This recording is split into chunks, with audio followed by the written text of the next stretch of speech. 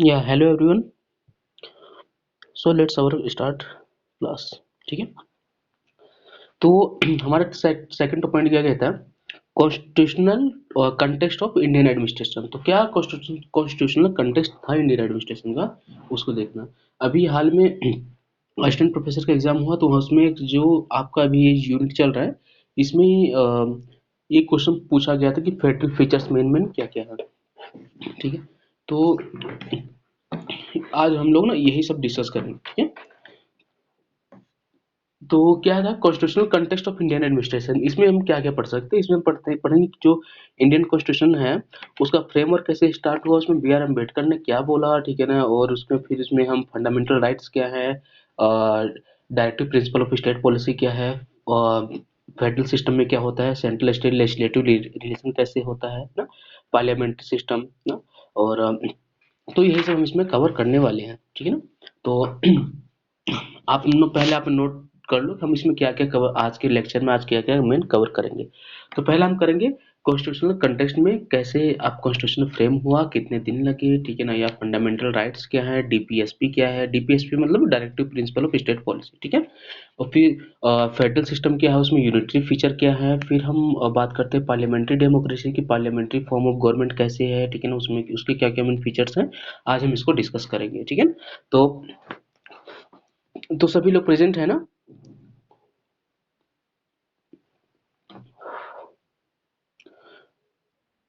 Okay okay Arpita. Himanshu. मतलब भाई सभी अटेंटिव रहना, ठीक है ना, कि हम जो डिस्कस कर रहे हैं वो चीज़ें आपको भी पता होनी, और इस ये पता होना कि इंटरेस्टिंग सब्जेक्ट है ना। इंडियन एडमिनिस्ट्रेशन काफ़ी इंटरेस्टिंग है, दूसरे पब्लिक एड के थ्योरी और थिंकर से ज़्यादा इंटरेस्टिंग है इंडियन एडमिनिस्ट्रेशन। बाकी तो इसमें क्या जो कॉन्स्टिट्यूशन है ना, तो भाई कॉन्स्टिट्यूशन क्या है ना, अच्छा कॉन्स्टिट्यूशन क्या होता है, मुझे बस बताओ आप लोगों के नॉलेज में आप लोग क्या सोचते हो कॉन्स्टिट्यूशन क्या है, कॉन्स्टिट्यूशन को लेकर के आप लोगों के क्या विचार है।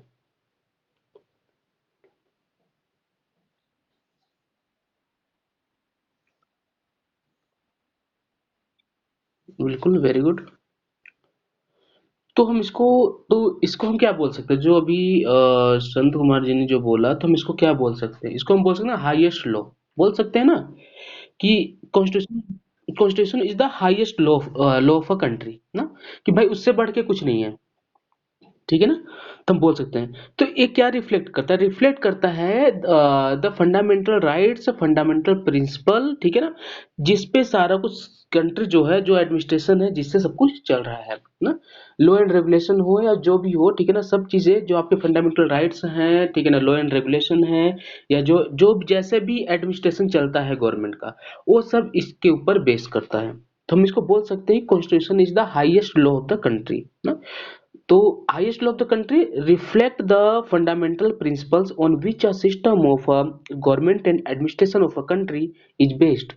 ठीक है ना। जब आप टेक्निकल टर्म बोलते हो, जब आप बुकिश लैंग्वेज में बोलोगे तो आप ऐसे बोलोगे, लेकिन जब आप नॉर्मल बात करते हो तो आप क्या कह सकते हो कि भाई जो सारा कुछ है, चाहे लॉ एंड रेगुलेशन हो, चाहे गवर्नमेंट की चाहे जो भी एक्टिविटी हो ना, या आपके जो फंडा आपके राइट्स हो, सब कुछ ठीक है ना, कॉन्स्टिट्यूशन से ठीक है ना हमें पता चलता है कि हाँ ये हमारे राइट्स हैं, ठीक है ना, ये हैं, ठीक है ना। तो ये सब चीजें आपके कॉन्स्टिट्यूशन में को इसलिए highest law of the country बोला जाता है। ठीक है। तो the constitutional context of Indian administration means the legal and political framework of Indian administration as laid down by the Constitution of India। ठीक है। तो हम क्या बोल सकते हैं भाई, जो नेचर है या स्ट्रक्चर है, क्या नेचर है, स्ट्रक्चर है, पावर है, रोल, या जो भी रोल है गवर्नमेंट का, इंडियन कॉन्स्टिट्यूशन का, सब कुछ डिटरमाइन होता है बाय द कॉन्स्टिट्यूशन या प्रोविजंस ऑफ द कॉन्स्टिट्यूशन, सब कुछ वहां से डिसाइड होगा। ठीक है। और आपको क्वेश्चन आ गया कि भाई संविधान क्या है, संविधान की महत्ता क्या है ना, या तो आप उसको आराम से इसे लिख सकते हो। ठीक है। तो the constitution of India was framed by the ना, किसके थ्रू इसने फ्रेम हुआ था, पता है आपको सबको, जो फ्रेम हुआ। नहीं नहीं, और जैसे एक असेंबली बनी थी ना। हाँ वेरी गुड। हाँ, तो उसके थ्रू क्या हुई थी, ए फ्रेम हुआ था ना कॉन्स्टिट्यूशन ऑफ इंडिया ना, but setup in 1946 under the provision of the cabinet mission plan. ठीक है ना, एक कैबिनेट मिशन प्लान के तहत, ठीक है ना, यह क्या हुआ था, सेटअप हुआ था 1946 में। Doctor Rajendra Prasad was the president of the, क्या थे, कौन से प्रेसिडेंट थे, किसके प्रेसिडेंट थे? हाँ, उसके क्या थे, प्रेसिडेंट थे। और बी आर अम्बेडकर क्या थे, chairman of the 7 member drafting committee. अब भाई पूछ लिया, ड्राफ्टिंग कमिटी में कितने मेंबर थे ना, 7 मेंबर ड्राफ्टिंग कमिटी थी, उसके क्या थे, चेयरमैन थे बी आर अम्बेडकर। ठीक है, तो which drafted the constitution. So the Constituent Assembly took 2 years, 11 months and 18 days to frame the Constitution। ठीक है, कितना टाइम लगा कॉन्स्टिट्यूशन फ्रेम होने में?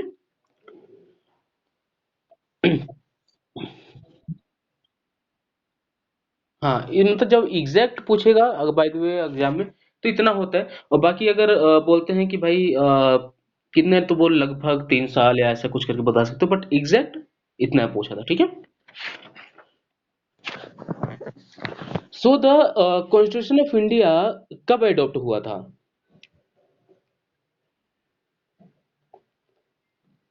कॉन्स्टिट्यूशन ऑफ इंडिया कब एडॉप्ट हुआ था?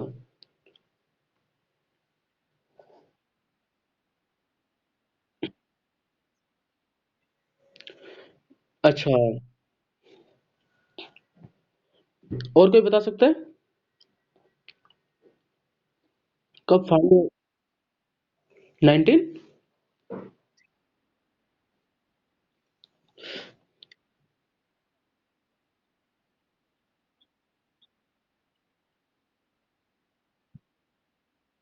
अच्छा अच्छा, तो अ, मैं बता, हाँ,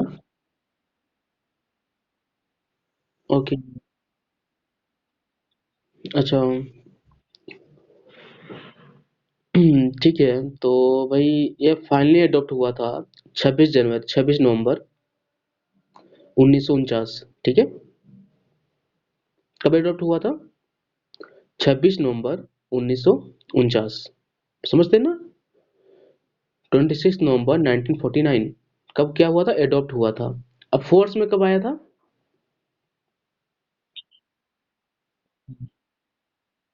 हाँ, वेरी गुड।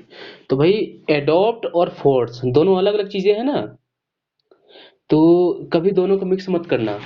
ठीक है, तो एक बेसिक नॉलेज होती है भाई कि हमारी, आपको मतलब मैं नहीं कहता कि आप अगर पब्लिक एड पढ़ रहे हो तभी आपको नॉलेज हो।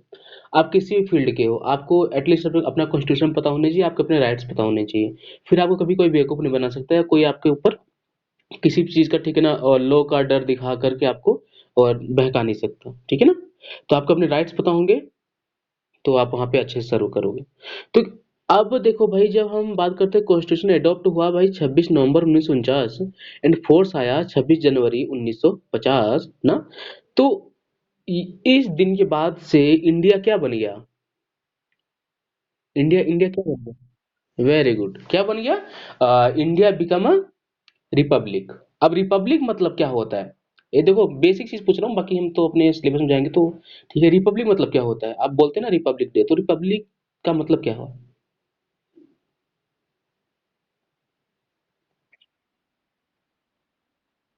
हाँ, अरे मैं रिपब्लिक का मैं ना हिंदी वर्जन नहीं पूछ रहा, मैं कह रिपब्लिक होता है, गणतंत्र होता क्या है, गणतंत्र किससे कहते हैं, गणतंत्र क्या होता है?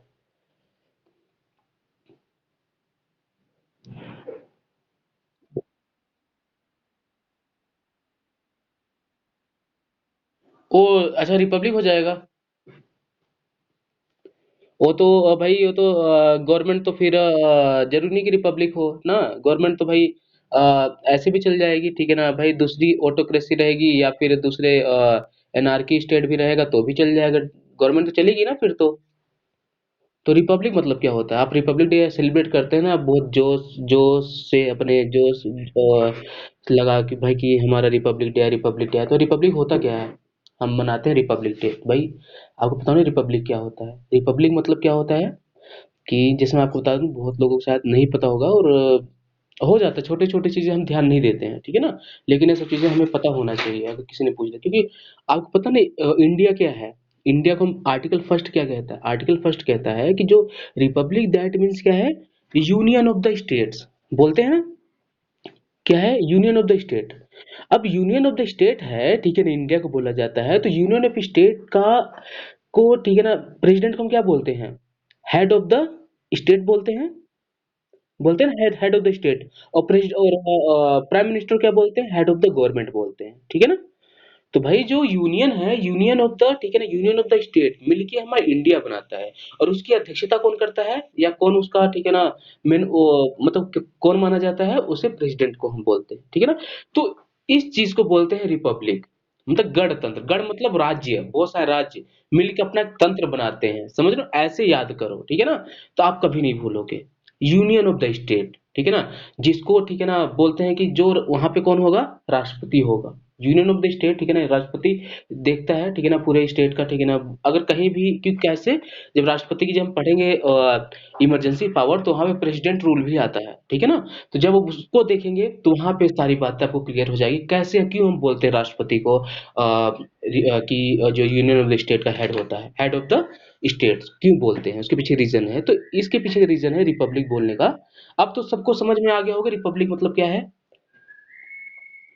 ठीक है ना। हाँ, वेरी गुड। तो भाई ये है रिपब्लिक। तो अच्छा, जब ओरिजिनली जब कॉन्स्टिट्यूशन हमारा जब फ्रेम हो गया, ठीक है ना, जब आ गया, तो उसमें कितने आर्टिकल्स थे, कितने शेड्यूल थे, कितने पार्ट्स थे?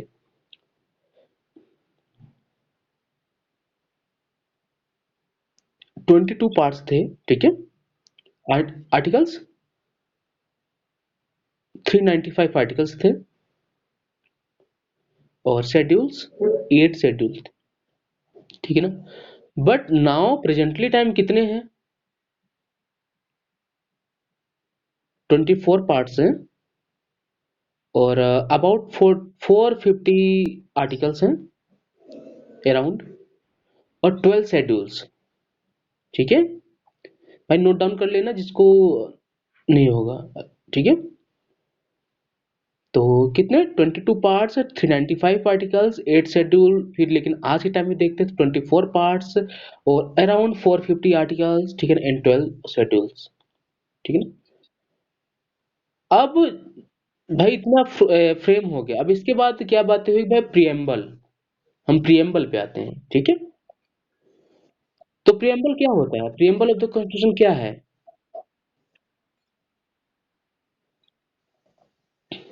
बोलते हैं ना प्रस्तावना। प्रस्तावना क्या होता है? क्या प्रस्तावना? हाँ।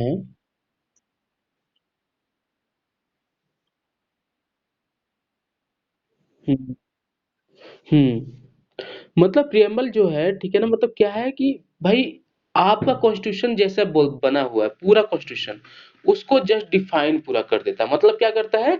प्रियम्बल जो है वो पूरा एड्रेस कर देता है, ठीक है ना, कि हम ऐसे बोल सकते हैं, preamble of the constitution declares India a sovereign socialist secular democratic republic ना। और besides the highlight justice liberty equality ना, fraternity as objective of the constitution. जब जो पूरे कॉन्स्टिट्यूशन का निचोड़ जिसे बोलते हैं ना, पूरा क्या क्या वो क्या है? प्रस्तावना है, ठीक है ना, जिसे बोलते हैं preamble. So the word socialist and secular, socialist and secular समझ रहे हैं? सोशलिस्ट मतलब क्या होता है और सेकुलर मतलब क्या होता है ना। Added to the preamble by the 42nd amendment, constitutional amendment act of 1976। भाई नोट कर लेना भाई, मैं सच सच कह रहा हूँ, नोट डाउन कर लेना तो आपको फायदा होगा। बहुत सारी छोटी छोटी चीजें हैं, ठीक है ना। तो क्या है? The word socialist and secular were added to the preamble by the 42nd amendment act of 1976, ठीक है ना। तो अब हम यहाँ तक हमारा हो गया भाई कॉन्स्टिट्यूशनल। थोड़ा सा हम देख लिया हमने कितने पार्ट्स थे, क्या प्रियम्बल में क्या था क्या नहीं था। अब हम आते हैं मेन, जो हम कुछ कॉन्स्टिट्यूशन के अंदर जो इंडियन एडमिनिस्ट्रेशन के कंटेक्स्ट में जो है, जैसे फंडामेंटल राइट्स हैं, directive principle of state policy है ना, फंडामेंटल ड्यूटीज कौन से हैं, फेडरल सिस्टम क्या है, इसको देखेंगे, ठीक है। तो भाई फंडामेंटल राइट्स क्या होते हैं? हम फंडामेंटल राइट्स पे आते हैं। फंडामेंटल राइट्स क्या होते हैं? आप मुझे बताओगे? मतलब सुनो, पहले क्लास बोरिंग तो नहीं लग रही ना? क्लास तो ठीक है ना अब?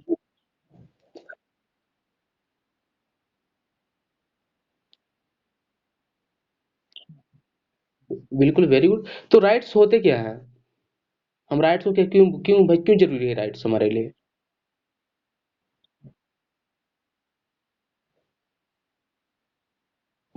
Very good. तो यह क्या है कि भाई हमारे क्या है, मेन जो है अधिकार है। अधिकार मतलब क्या है कि भाई आपको पता होना चाहिए कि आपके पास भी पावर है। ऐसा नहीं कि गवर्नमेंट के पास पावर है, आपके पास भी पावर है कि भाई कि आप अपने आर्टिकल का यूज करके, ठीक है ना, अपने पावर्स को यूज कर सकते हैं। मतलब आपको कोई, ठीक है ना, बोलते हैं ना कि बेवकूफ नहीं बना सकता, जब अगर आपको अपने राइट्स पता होंगे तो। So the fundamental rights are contained in part third of the Constitution from Article 12 to 35। तो कौन सा पार्ट में है? जैसे मैंने पहले बताया, हमारे कितने पार्ट्स थे उस टाइम पे? 22 पार्ट्स थे। आज के टाइम पे 24 पार्ट्स हैं। तो उन्हीं जो थर्ड पार्ट है, उसी में आर्टिकल 12 से लेकर के 35 तक, ठीक है, फंडामेंटल राइट को बताया। So, the framers of the Constitution derived inspired from the Constitution of the USA। तो हम बात करते हैं ना कि फंडामेंटल राइट्स कहाँ से लिए गए, कहाँ से भाई इसका आइडिया आया? तो भाई फंडामेंटल राइट का आइडिया कहाँ से आया? यूएसए के कॉन्स्टिट्यूशन से, ना?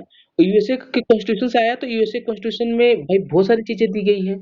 तो उसमें जो बिल ऑफ राइट्स थे यूएसए कॉन्स्टिट्यूशन में, वहां से इन्होंने ये चीजें लिए। ठीक है। So the constitution guaranteed the fundamental rights to Indian citizen. उससे क्या हुआ? द पार्लियामेंट कैन रिपील और curtail these rights only by amending the constitution in accordance with the procedure mentioned in the constitution article 368। भाई अगर इसमें कुछ change करना है, कुछ आगे इसमें कुछ जोड़ना है, ठीक है ना, तो किसके थ्रू? जो हमारा कॉन्स्टिट्यूशनली, जो हमारा कॉन्स्टिट्यूशनली जो हमारा अमेंडमेंट होगा आर्टिकल 368 के तहत, जो कॉन्स्टिट्यूशन में जो भी बताया गया होगा उसके थ्रू, ठीक है ना, उसके थ्रू यहाँ चेंज हो सकता है, नहीं तो और कोई नहीं है राइट। मतलब आपके राइट इतने स्ट्रॉन्ग है। सेकंड क्या हो सकता है? Supreme court is made responsible for the protection of these rights. ठीक है ना? तो इन अदर, जब हम अदर वर्ड्स की बात करते हैं, तो क्या हो सकता है कि अगर कोई पर्सन डायरेक्ट अगर उसके राइट का हनन होता है, तो वह किस डायरेक्ट सुप्रीम कोर्ट का दरवाजा खटखटा सकता है। ठीक है ना, कि भाई ये हमारे राइट्स के अगेंस्ट ऐसा हो रहा है। अब बताओ कैसे? आपको कुछ केसेस याद आए हैं क्या? जैसे मुझे तो याद आ रहे हैं, जैसे सबरीमाला केस, सबरीमाला केस हुआ था। ठीक है ना? तो भाई वहां पे क्या हुआ था? सबरीमाला केस में क्या था कि भाई उनको मंदिर में प्रवेश नहीं दिया जा रहा था। ठीक है। हाँ, अलाउड नहीं था, मंदिर में उन्हें प्रवेश नहीं दिया जा रहा था। सही ना? तो भाई उन्होंने अपने फंडामेंटल राइट का इस्तेमाल करके सुप्रीम कोर्ट का दरवाजा खटखटाया ना। और सुप्रीम कोर्ट ने आर्टिकल और राइट टू इक्वलिटी का हवाला देते हुए, ठीक है ना, इसको गलत बोला। सही बात है ना? या फिर आप दूसरे एक केस और मुझे याद आ रहा है, शायद राजनारायण बनाम भारत संघ था क्या? चलो, मतलब कहने का मतलब है, ऐसे केसेस अगर आपके राइट्स हनन होते हैं, मैं आपको देखो एनसीईआरटी के साथ बताऊंगा, मुझे एग्जैक्ट मुझे नहीं याद आ रहा, तो मैं उस चीज को मैं नहीं कर रहा हूँ। बट क्या है कि भाई आपके अगर राइट्स के हनन होते हैं, राइट्स आपका, ठीक है ना, तो उसमें आप क्या कर, सुप्रीम कोर्ट में आप डायरेक्ट जा सकते हैं। मतलब क्या है? जस्टिफिसेबल है। ठीक है ना? So through these right are justifiable, they are not absolute. ठीक है, and hence sir the government can impose responsible restriction on them. So the rights protect liberties and freedom of the citizen against enforcement by the state। ना? क्या हो सकता है कि इससे क्या होता है, राइट जो हमारी लिबर्टी है, जो हमारी फ्रीडम है, उसको प्रोटेक्ट करता है ना? लेकिन लिबर्टी कैसी होनी चाहिए? पॉजिटिव होनी चाहिए, नेगेटिव होनी चाहिए? अब भाई लिबर्टी हमने दे तो दी आपको ना, कि भाई आपकी लिबर्टी लिबर्टी, लेकिन आपकी लिबर्टी से किसी दूसरे को अगर नुकसान हो रहा है तो वहां पे वो लिबर्टी और राइट टू लिबर्टी वहां पे नहीं हो जाती है ना। हम बोलते हैं ना स्वतंत्रता और स्वच्छंदता, दोनों में क्या होता है, फर्क होता है। स्वच्छंदता मतलब उसमें कोई रोक टोक नहीं है, आपको किसी को नुकसान करके, ठीक है ना, आपको फायदा हो रहा है तो वो क्या कहता है, स्वतंत्र और स्वच्छंदता कहता है। बट किसी आपकी वजह से किसी को हानि हो रही है, किसी को प्रॉब्लम हो रही है, ठीक है ना, आपने भाई आपके घर में फंक्शन है ना, और आपने भाई लाउड स्पीकर पे डीजे में गाने बजा रहे हो आप 12 बजे तक ना, भाई उससे किसी दूसरे को परेशानी हो रही है तो क्या वो आपका राइट है? इस चीज को हमें पहचानना पड़ेगा, हमारे राइट्स क्या हैं। ऐसा नहीं कि भाई हमने तो क्लास में पढ़ा था हमारे राइट्स हैं तो हम कुछ भी कर सकते हैं, ऐसा नहीं है। राइट्स कब, जब भाई ठीक है ना किसी दूसरे को नुकसान ना पहुंचाए, ठीक है। सो द आर्टिकल 12 की बात करते हैं, आर्टिकल 12 टू 35 है ना, तो आर्टिकल 12 की बात करते हैं। 12 आर्टिकल क्या कहता है, तो article 12 of the constitution, the word state include the government and parliament of India and the government and legislature of state and all local and other authorities within the territory of India and other control of the government of India। अब वही बात है कि इसमें मैं आपसे एक question और पूछ सकता था कि भाई स्टेट का मतलब क्या होता है। हम बात करते हैं स्टेट की, तो स्टेट का मतलब क्या है, स्टेट का मतलब क्या होता है, कि बोलते हैं ना राज्य, तो राज्य का कुछ मतलब तो होगा ना। तो जो मैंने अभी बताया, क्या बताया मैंने अभी, कि राज्य का क्या मतलब है।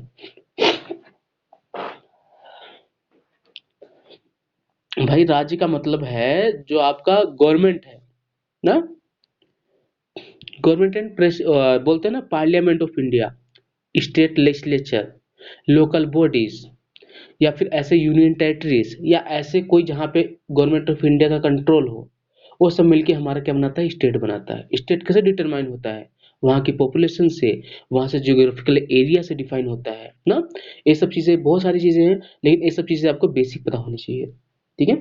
सो आर्टिकल 13 क्या कहता है, आर्टिकल 13 कहता है अगर आपके अधिकार ना, अगर क्या होते हैं, अनकॉन्स्टिट्यूशनली एंड आर इलीगल, ठीक है ना, अगर कोई ऐसे ऑर्डर मिल जाते हैं, the court can declare the law of the legislature and order of executive as unconstitutional and illegal if the violate any of the fundamental right. अगर उसकी वजह से सरकार अगर ऐसा कुछ लॉ पास कर रही है, ऐसा कुछ कर रही है जिससे आपके राइट्स इफेक्ट हो रहे हैं ना, या इलीगल तौर पे हो रहा है, तो उसको सुप्रीम कोर्ट क्या कर सकती है, हटा सकती है, ठीक है। उसको इलीगल मानते हुए उसको, ठीक है ना, बोल सकते हैं आप उसको उल्लंघन कर रहे हो, आप इसको वापस लो, ठीक है। फिर आर्टिकल 14 में हम आएंगे ना, तो उसके पहले हम बात करेंगे। तो इससे पहले एक और आर्टिकल हुआ करता था, उस आर्टिकल का क्या नाम था, उस राइट टू प्रॉपर्टी ना, राइट टू प्रॉपर्टी। तो राइट टू प्रॉपर्टी भी हमारा आर्टिकल हो सकता है, क्या लगता है, राइट टू प्रॉपर्टी आर्टिकल होना चाहिए नहीं होना चाहिए। फंडामेंटल राइट ना, फंडामेंटल राइट तो कहता है कि भाई राइट टू प्रॉपर्टी को हम फंडामेंटल राइट नहीं रख सकते हैं। नहीं तो आप तो कितनी, आपके पास कितनी प्रॉपर्टी का राइट होगा तो आप तो कितनी प्रॉपर्टी रखते जाओगे। तो एटलीस्ट आपका, ठीक है, फंडामेंटल राइट नहीं होना चाहिए, या लीगल राइट होना चाहिए, ठीक है। तो the constitution provide for 7 fundamental rights that time. However, the right of property was deleted from the list of fundamental right by the 44th Constitutional Amendment Act of 1978. So at present there are how many articles? There are 6 fundamental articles. ठीक है, तो class समझ में आ रही है सबको?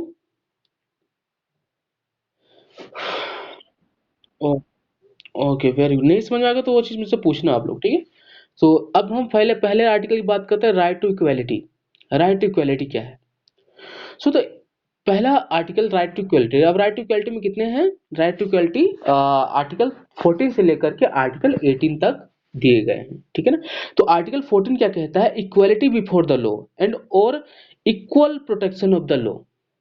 क्या कहता है, इक्वेलिटी बिफोर द लॉ और the equal protection of the law.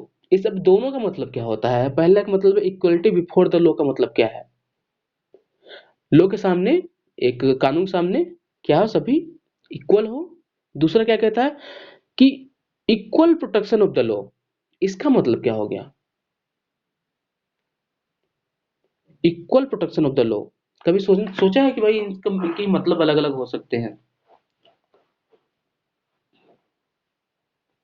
ना? तो इस चीज को आप सर्च करना ना, और फिर कल की क्लास में हम डिस्कस करेंगे, ठीक है? और सेकंड क्या है? आर्टिकल 15। आर्टिकल 15 मूवी सबने देखी है क्या? बहुत जबरदस्त मूवी है। आर्टिकल 15 देखी?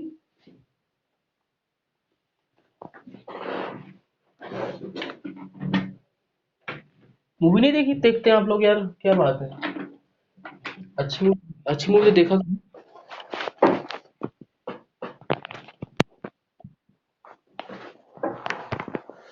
Just wait. तो क्या है आर्टिकल 15, जिसमें कौन सी मूवी आई थी? आयुष्मान खुराना की मूवी थी ना? कौन सी थी?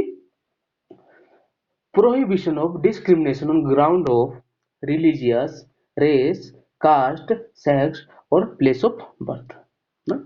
इसके बेस पे, ठीक है ना, आप डिस्क्रिमिनेशन मतलब भेदभाव नहीं कर सकते, ठीक है ना? अगर आपने मूवी नहीं देखी तो आज देख लेना, ठीक है, क्लास के बाद। फिर क्या है आर्टिकल 15? आर्टिकल 16। आर्टिकल 16 क्या कहता है? Equality of opportunity in matter of public employment, है ना, रोजगार के अवसर में समानता की बात करता है। फिर आर्टिकल 17, एबोलिशन ऑफ अनटचेबिलिटी ना। मतलब छुआछूत जैसे पहले होता था ना, आज के टाइम पे इन्होंने कहा कि भाई इसे क्या करो, आप एबोलिश करो। आज के टाइम पे नहीं माना जाना चाहिए, ठीक है ना? तो आर्टिकल 17 कहता है। और एबोलिशन ऑफ टाइटल्स, आर्टिकल 18 क्या कहता है? Abolition of titles except military and academic, मतलब शैक्षिक और सेना, इन दोनों को छोड़ करके बाकी कोई लोग अपने नाम के आगे टाइटल नहीं लगा सकते।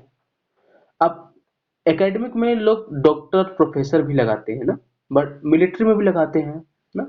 बाकी बाकी और किसी पोस्ट में आप, ठीक है ना, अपने नाम के आगे टाइटल नहीं लगा सकते हैं, ठीक है? तो राइट टू इक्वालिटी हो गया कंप्लीट। अब हम चलते हैं right to freedom. Right to freedom क्या है?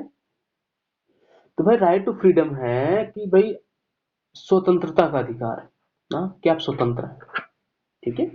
तो आर्टिकल 19 से लेकर के आर्टिकल 22 तक दिया गया है, ठीक है? तो आर्टिकल 19 क्या कहता है? भाई to freedom of speech and expression, आपको हर जगह बोलने का अधिकार है और अपने आप को एक्सप्रेस करने का अधिकार है, ठीक है? To assemble peacefully and without arms, मतलब आप कहीं भी सभा कर सकते हो, किसी भी ग्राउंड में सभा कर सकते हो, बट विदाउट आर्म्स, मतलब हथियारों के साथ नहीं। अगर हथियारों के साथ रहोगे तो भाई पुलिस आएगी ही, ठीक है ना, भाई आपको, ठीक है ना, एज अ टेरर के तौर पे देखेगी ना। तो असेंबली, ठीक है, असेंबल हो सकते हो पीसफुली, कहीं भी आप सभा कर सकते हैं, ठीक है, विदाउट आर्म्स। फिर क्या है? टू फॉर्म एसोसिएशन और यूनियन, आप किसी कोई भी एसोसिएशन फॉर्म कर सकते हो, कोई भी यूनियन फॉर्म कर सकते हो, आपको कोई नहीं रोकेगा। तो अगर आपको करना हो ना, तो आपके राइट्स हैं, फंडामेंटल राइट, तो आपको ध्यान में रखना है कि इसको, इससे आपको कोई रोक नहीं सकता ना।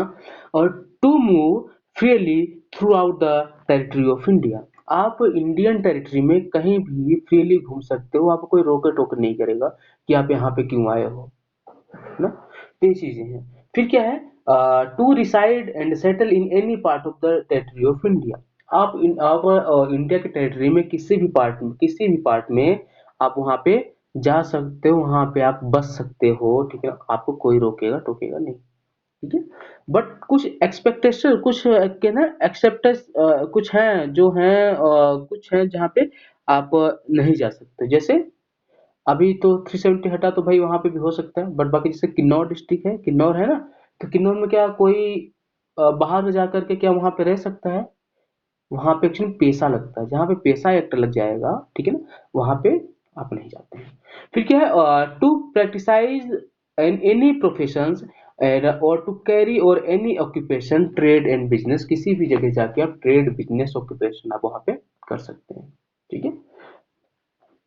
अब फिर हम नेक्स्ट, इसमें राइट टू फ्रीडम में आर्टिकल 19 क्या कहता है, अब आर्टिकल 20 क्या कहता है? Protection in respect of conviction of the offence. फिर आर्टिकल 21 क्या कहता है? Protection of life and personal liberty ना। फिर आर्टिकल 21A क्या कहता है? आर्टिकल 21A ऐड हुआ था 86 अमेंडमेंट एक्ट 2002 के तहत ऐड हुआ था ना। यह क्या कहता है? Right to elementary education, right to elementary education की बात करता है। फिर आर्टिकल 22 कहता है 22 की protection against arrest and detention in certain areas. ठीक है।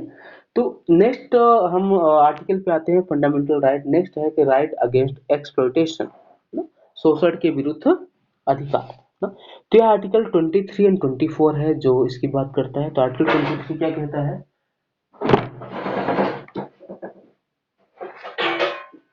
वेट वेट वेट, आर्टिकल 22 क्या कहता है? आपका आर्टिकल 22 और 23 से 24 है ना।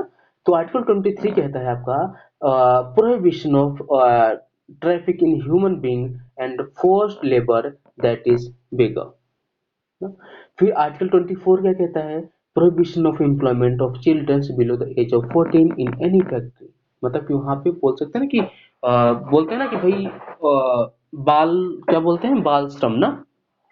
तो वो चीजें नहीं होनी चाहिए, उसे प्रोहिबिट करते हैं। अब आप लोग भी अपने घर में काम करते हो ना, तो वो उसमें नहीं आता है, ठीक है ना। तो भाई कि आपका बोल दो कि सोशल तो हमारा घर में भी हो रहा है ना, तो वो चीजें नहीं है कर होती है, ठीक है।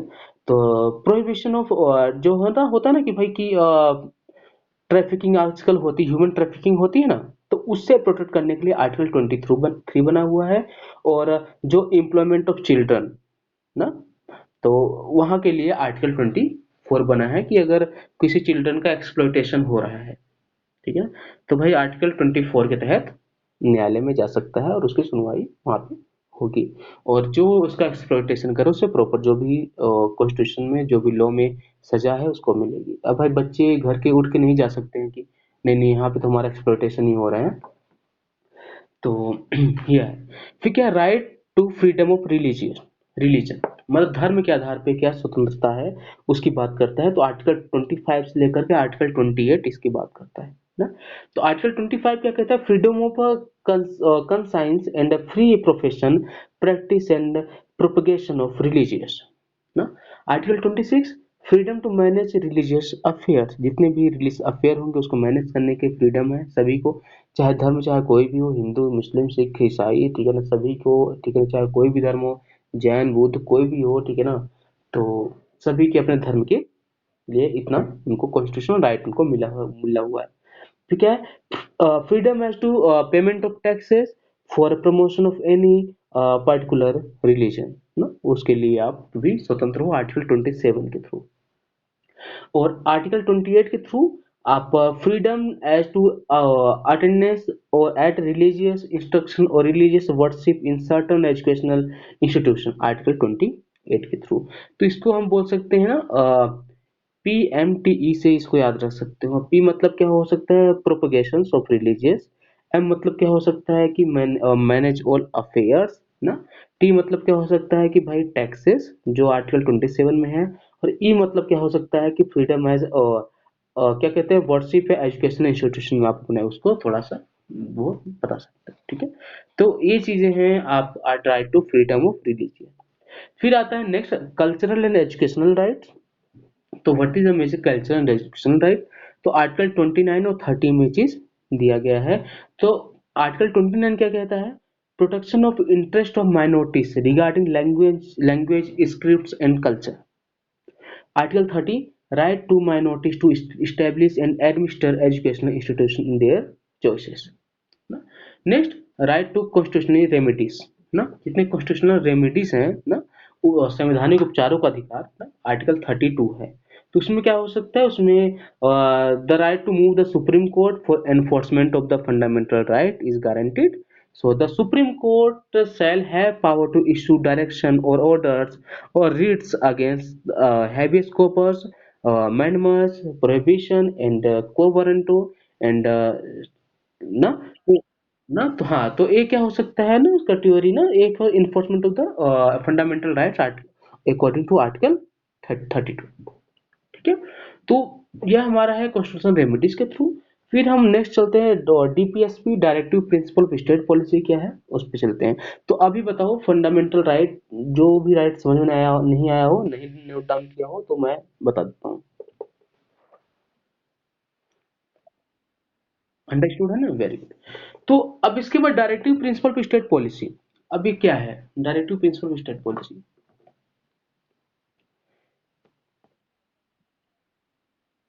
Very good. क्या है कि कॉन्स्टिट्यूशन के थ्रू तो कंसाइज किया ही है ना, बट क्या एक्चुअली में यह जस्टिफिकेबल है, जस्टिकेबल है? बोलते हैं ना कोई जस्टिकेबल है नहीं है। सो द डायरेक्टिव, हाँ मैं बता देता हूँ ना, तो यह नहीं है, ठीक है। इसको आप न्यायालय में चैलेंज नहीं कर सकते, क्योंकि यह स्टेट आपको देता है, ठीक है ना। और यह उसमें उसने ये नहीं बोला है कि यह चीजें आपको, ठीक है, करनी ही करनी है, ठीक है ना। जरूरी नहीं कि यह चीज आपको करना ही है, लेकिन हाँ है कि आपके कर्तव्य, ठीक है ना, कर्तव्य। चलो नेक्स्ट है फंडामेंटल ड्यूटीज। बट इसमें क्या है कि डायरेक्टिव प्रिंसिपल स्टेट, स्टेट अपने पॉलिसी के थ्रू, ठीक है ना, उसको देखता है। So the directive principle state policy are contained in part 4, part 4 of the constitution, from article 36 से लेकर के 51, ठीक है। तो अब इसको कहाँ से लिया गया है, कहाँ से इसको कहाँ से बोरो किया गया, कहाँ से बोरो किया गया इसको, फंडा डीपीएसपी को? Ireland, Ireland, Ireland. यूएसए तो वो फंडामेंटल राइट हुआ था ना मानसो, और जो बिल ऑफ राइट्स उसका था उसके थ्रू, और यह कहाँ से हुआ था? आयरलैंड से, ठीक है। So these principles are fundamental in the governance of the country, and it shall be the duty of the state to apply these principles is in making laws. ठीक है। So the principle is different from the fundamental rights. कैसे different है उसको बताता हूँ मैं। पहला, the fundamental right are justiciable ना, क्या है? जस्टिसेबल है, मतलब कि ये क्या है, उसमें न्यायोचित है, उस पर आप न्यायालय में चुनौती दे सकते हो।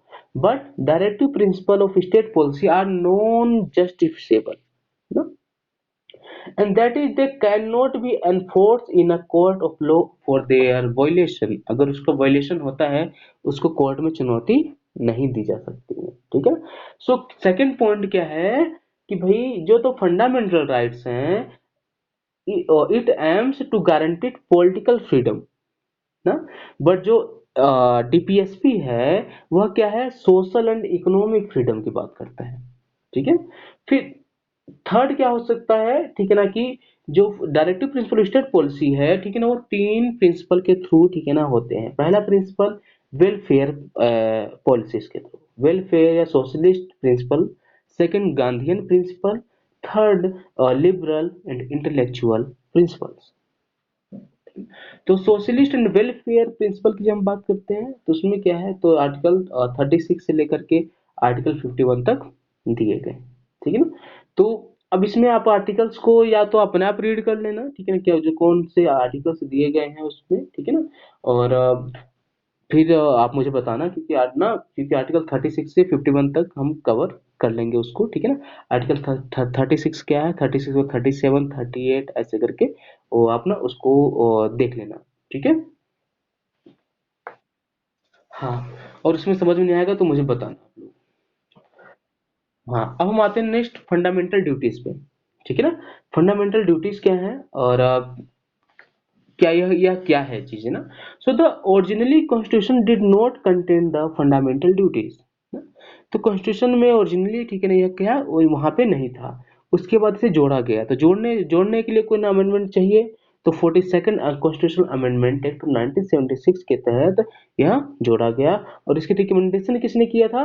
रिकमेंडेशन बाय द स्वर्ण सिंह कमेटी, स्वर्ण सिंह कमेटी के थ्रू रिकमेंडेशन हुआ था। और उसके बाद, ठीक है, हमारे पहले हमारे पास 10 फंडामेंटल राइट्स थे, बाद में हमारे पास 11 फंडामेंटल राइट जुड़ा, जो 86th अमेंडमेंट एक्ट के थ्रू किसमें क्या हुआ, इसमें क्या था, अपॉर्चुनिटी प्रोवाइड की गई, ठीक है ना, provide opportunity for education to his child or ward between the age of 6 and 14 years ना। तो उसके थ्रू इन्हें अपॉर्चुनिटी, एजुकेशनल अपॉर्चुनिटी प्रोवाइड हुई। सो हम बोल सकते हैं कि इसमें एक कौन से आर्टिकल में है, आर्टिकल 51A ना। पार्ट कौन सा है, पार्ट 4A, ठीक है। और डायरेक्टिव प्रिंसिपल नॉन जस्टिफिसेबल है, so the constitution does not provide for their direct enforcement ना। और अगर कोई वायलेशन होता है तो आप पास कोई लीगल राइट नहीं है, there is no legal section against their violation, ठीक है। और इसमें क्या आपके ड्यूटीज दिए गए हैं कि भाई कॉन्स्टिट्यूशन ने ड्यूटी डिफाइन की, जैसे कि भाई जो नेशनल फ्लैग और नेशनल एंथम ना, क्या नेशनल फ्लैग नेशनल एंथम के लिए आपको क्या करना है भाई, रिस्पेक्ट ना। रिस्पेक्ट के जैसे आप क्लास में बैठे हो, ठीक है ना, अपनी क्लास में हो, आप घर में हो, कहीं भी हो, आपको नेशनल एंथम सुनाई दे दिया, तो अगर आप आप ना रिस्पेक्टफुल हैं उसके लिए, तो आप वहीं पे ना खड़े हो जाएंगे जब तक आपको सुनाई दे रहा है नेशनल एंथम चल रहा है। अब रिस्पेक्ट नहीं है तो आप नहीं खड़े होंगे ना। तो क्या इसको,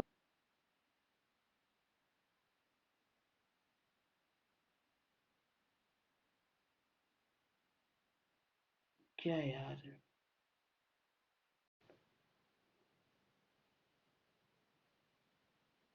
हाँ सॉरी, आज मैं कॉल लेके आ गया यार, वो क्लास डिस्टर्ब हो, ओके यार, कॉल एक आ गई, वो क्लास डिस्टर्ब हो गई। तो क्या है कि जैसे आपकी जो फ्लैग और नेशनल एंथम या कुछ भी हो जो मैं अभी बता रहा था, तो अगर आवाज आपके पास आई ना, और आप खड़े हो गए, ठीक है ना, तो क्या हुआ, मतलब ये हुआ कि भाई आपकी रिस्पेक्ट हुआ, नहीं हुआ तो आपके पास, आप कोई कोर्ट में तो केस नहीं हो सकता, सही बात है ना। तो इसीलिए ठीक है ना, कॉन्स्टिट्यूशन में चीजें नहीं बोलेगी। फिर सर्टन क्या है, सेकंड पॉइंट क्या है कि भाई जो आपके ठीक है ना फ्रीडम स्ट्रगलर हैं, थे उस टाइम पे ना, और जो नेशनल स्ट्रगल फॉर फ्रीडम जिन्होंने किया, आप उनसे इंस्पायर हो ना, उनको आप फॉलो कर, उनके आइडियाज से आप इंस्पायर हो, उसको ठीक है ध्यान में रखा रखा जाना चाहिए। मतलब उनके लिए आपको रिस्पेक्ट होना चाहिए, अपने सोल्जर्स के लिए आपका रिस्पेक्ट होना चाहिए ना। तो इसमें है होना चाहिए ना, वो मानना आपको पड़ता है, ठीक है। तो इसलिए आपकी ड्यूटीज हैं भाई, बोलते हैं ना अपने ड्यूटीज का भी ख्याल रखा करो ना। तो इसलिए है, और क्या है, uphold the protect and the sovereignty and unity and integrity of India ना। क्या है, sovereignty, unity and integrity of India, उसका प्रोटेक्ट आपको करना है। टू डिफाइन, फिर नेक्स्ट क्या है कि हम इसको इसमें humanity and spirit of inquiry ना, और पब्लिक प्रॉपर्टी को भाई आपको खराब नहीं करना, वायलेंस नहीं करना है ना। ये सब चीज़ें हैं, आपकी कलेक्टिव रिस्पॉन्सिबिलिटी हैं, जैसे आपको इसको ध्यान में रखना है बस, कि आपकी रिस्पॉन्सिबिलिटी है, आपके ठीक है ना फंडामेंटल राइट्स हैं, फंडामेंटल ड्यूटीज हैं, क्या है आपके डायरेक्टिव प्रिंसिपल स्टेट पॉलिसी क्या है ना, आपको ध्यान रखना है। नेक्स्ट हम पॉइंट की बात करते हैं, और फेडरल सिस्टम, फेडरल सिस्टम क्या है ना? उसको, ये लास्ट टॉपिक है, इसके बाद फिर कल के टॉपिक में हम पार्लियामेंट्री डेमोक्रेटिक, डेमोक्रेटिक पार्लियामेंट्री को वहाँ पे डिस्कस कर लेंगे, ठीक है। तो अभी क्लास तो नहीं है ना, क्या कह रहे हो आप?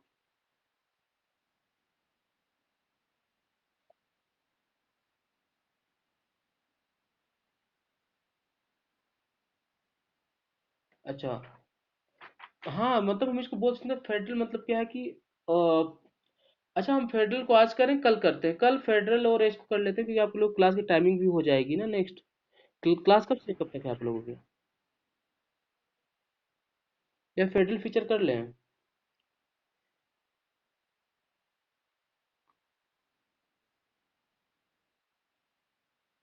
अच्छा अच्छा ठीक है, फिर क्लास ओवर करते हैं, कल की क्लास में फेडरल सिस्टम और पार्लियामेंट्री सिस्टम करेंगे, ठीक है। हाँ, और अटेंडेंस लेता हूँ, 1 मिनट रुकिए, वेट करो।